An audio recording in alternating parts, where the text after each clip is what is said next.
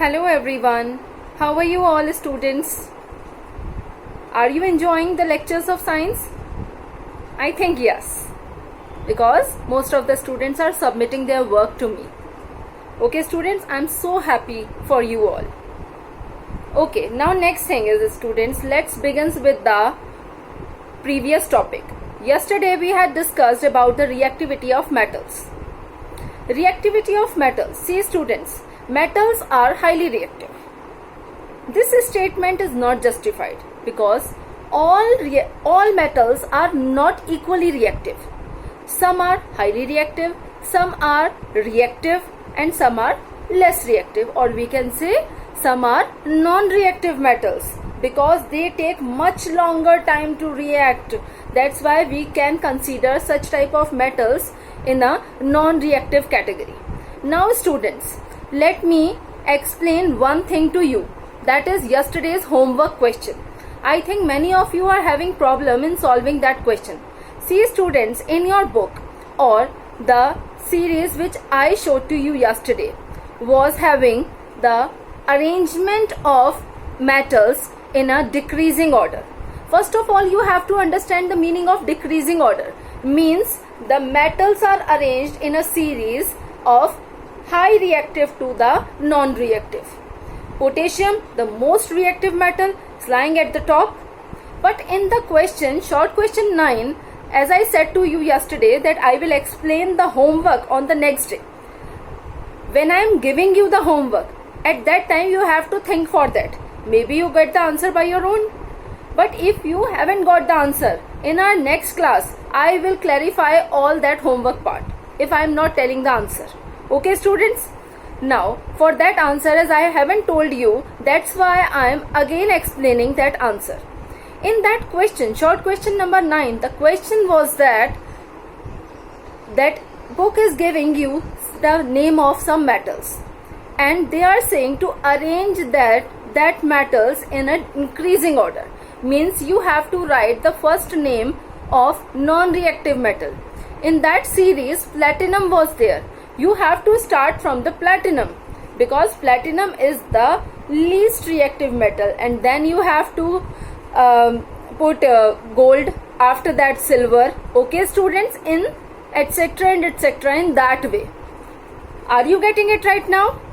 Now if you had done that question, check it out whether it is correct or not. If it is not, then cut that answer and do it again.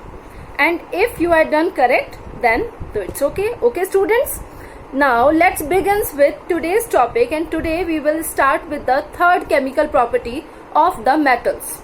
Although we will compare the properties with non-metals also, but in your syllabus it is chemical properties of metals only. Okay students, let's begin with the next property, which is reaction of metals with oxygen. Yes, today's topic is reaction of metals with oxygen. We have already studied and we have discussed the previous class also. And now let's begin with, you people are familiar with oxygen, and we have discussed the reaction of iron with the oxygen. Let's discuss that reaction again. As you all know that iron is a metal and oxygen is present in the air, which causes rusting on the surface of the iron. See students, in this diagram, see, let me show it to you clearly. See, here they are showing a chain which is made up of iron. That chain reacts with oxygen which is present in the atmosphere as it is lying in an open area. See, we all are having different type of iron chains. One chain is lying in an open for longer time, and that chain deals with oxygen which is present in the atmosphere and water, rainwater or different type of water, even the moisture which is present in the atmosphere. Okay, then after that what will happen? See the condition of that chain.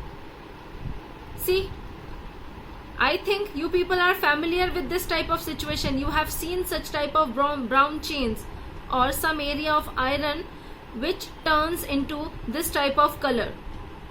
A fresh and new iron piece converts into this type of color. Yes, I think it is clear to you all. This is the reaction of iron with oxygen and water, and the reaction is, see, iron reacts with oxygen plus water to form Fe2O3, means iron oxide, means ferric oxide plus water. Why we are not writing anything with water? Because water may change, the quantity of water may change, okay, and this 4 3 2 is showing the valence, is the balancing of the equation. Yes, we have studied about the balancing equation in our previous class. What is balancing of equation? See students, the elements which are present before the arrow, means this much part is known as reactant and that part is known as product, okay. The elements which are present before the arrow are reactant and after the arrow are the product, okay. See, now in the reactant part iron is 4 in number, but in the product Fe2O3 was there. That's why we are putting 2 before Fe, because that 2 will get multiplied with the 2 present at the bottom after Fe. 2 to the 4, it means the number of iron in product as well as reactant is equal. Now after that oxygen 3O2. In the reactant part the oxygen is 3O and 2 is lying at the bottom, which shows the molecular form of oxygen, means 3 to the 6. 6 oxygen atoms are there and 1 oxygen is present in the water, and if we are putting 2 before what H, means that 2 is applicable on hydrogen and oxygen both. So it means the total number of oxygen which is present in the reactant part is 2 3 the 6 and 2 in water, means 8. Total number of water oxygen is 8, but in this part O3, Fe2O3 means 3 oxygen atoms, and if 2 we are applying 2 before the compound, it means 2 will get multiplied with the whole compound, means with iron also and with oxygen also. So in that situation 2 3 the 6, 6O and 1 is present in the oxygen,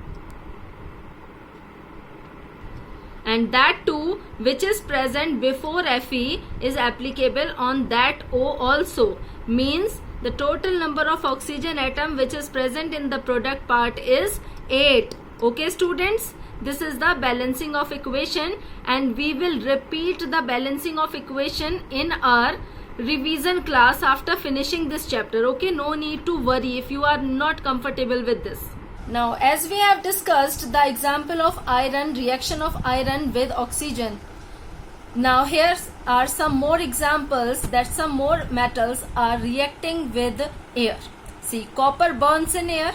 If we are burning the copper in air, combines with oxygen, as you all know that copper is less reactive, that's why to react copper with oxygen it needs to be burned, means we have to enhance the reaction, okay, by burning, by provide some heating effect, by providing some fire, and then what will happen? Copper oxide will form, black copper oxide, and the formula of copper oxide is CuO, okay. Cu stands for copper and O stands for oxygen, okay. Now sodium reacts with oxygen to form sodium oxide directly, and then after potassium reacts with oxygen to form potassium oxide, K2O. K stands for potassium. As you all know that the Latin name of potassium is kalium, and the symbol of potassium comes from that name, depends on its Latin name, that is kalium. Similarly sodium, the Latin name of sodium is natrium. That's why we are denoting sodium with Na. Na comes from natrium, okay. Magnesium reacts with oxygen to form magnesium oxide. See, these all are metals, and when they are combining with oxygen, they are forming metal oxide, means copper oxide, sodium oxide, potassium oxide, magnesium oxide, okay. Now there is one more point. See, metal reacts with atmospheric oxygen and produces metal oxides that are basic in nature because they react with water to form bases.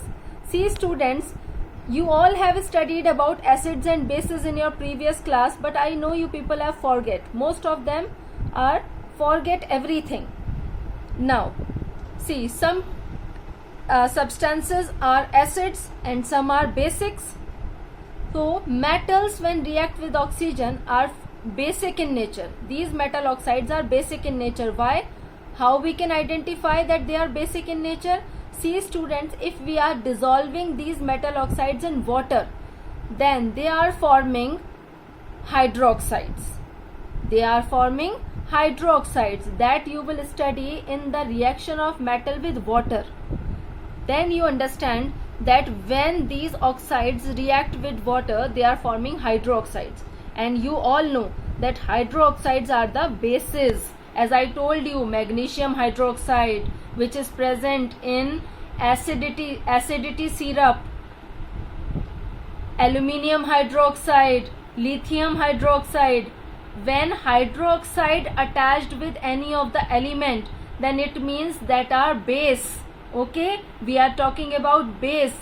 Okay, now do this question in your classwork. Why do copper and not silver or graphite are the electrical wiring in our houses? See, this question is saying ki why we are not using silver and graphite for electrical wiring in our houses. Give reason for each. See students, you all know that copper and silver both are metals. Graphite is a non-metal. Copper and silver both are having good conductivity, although graphite is also a good conductor of electricity. This property is same, but few more properties which we required to make to choose one particular substance as an electrical wire is the ductility of the metal. See, copper and silver both are ductile, but graphite is not. That's why we are unable to convert graphite into wires. It will break. It's highly brittle, non-ductile at all. That's why we are unable to use graphite as a wire. And in the second case, silver is a ductile metal, but silver is very expensive. If we try, and the rare metal, see, the availability of silver is not this much in the atmosphere, so that we can use it for this much of purpose which can be fulfilled by some other source also. That's why copper is cheaper. Again, copper is a ductile metal and copper is a good conductor. That's why we are using copper for this purpose. And silver and graphite both are not fulfilling this job. After that, write down this answer. To make electrical wire, we need to have some properties in that substance. These are ductile, good conductivity, and economical. Economical means cheaper, cost effective. These all properties are suitable for copper while comparing it with graphite and silver. Okay, because silver is expensive and a rare metal, although it is a good conductor and ductile also, but unaffordable. Unaffordable because expensive. Graphite is also a good conductor and affordable, but not ductile. We cannot convert it into thin wires. Here in is written, please consider it as is. Graphite is also a good conductor. Sorry, by mistake I have written in over there. Okay? Okay students, I think you will do this question in your classwork today. Yes, now no homework for today. Okay, you have to go through the chapter whatever we are doing. Just to understand it more carefully, you can follow your 7th class books also. Read chapter acids and bases again and elements and compounds again. Okay, then your base will get affected by it in a positive manner. You will clarify all your doubts which you have studied in your previous class. Okay students, thank you everyone.